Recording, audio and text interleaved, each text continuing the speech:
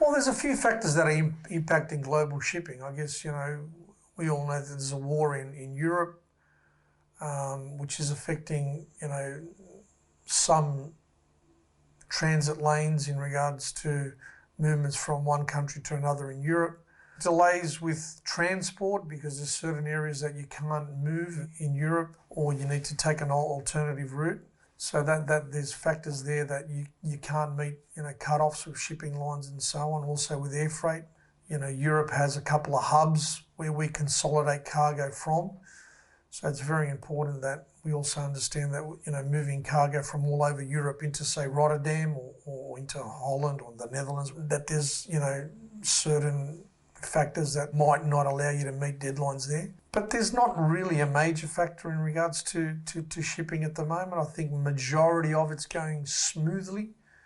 I think that's probably the only area that we could probably raise as a concern is just the timing of movements in Europe based on the current, war situation.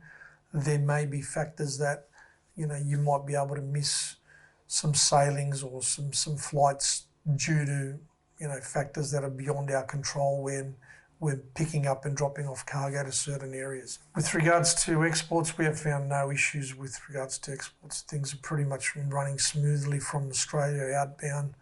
We found that there's some new trade lanes to Southeast Asia and places like that where we've found a bit of a growth market. So, there's some very positives on the export side. On the import, I don't see there's many major issues. There are minimal delays and there's minimal problems with the movement of cargo from that region. One other area that we need to look at is the USA, which was, a couple of years ago was very challenging due to the fact that, it's a very large country like Australia. Movement of freight from the east to west coast goes via rail or road. It takes a fair bit of time. There was a lot of delays at the terminals with vessels being unloaded and so on. We've found that there's been a lot of alleviation on that side of it. Not many major delays. The pricing is stabilised.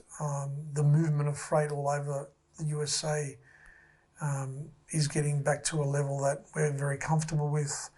So, that was an area that was a major concern a couple of years ago. But right now, we're in a position where we're very confident of any cargo from the United States coming into Australia. There'll be no major factors in the movement of that cargo.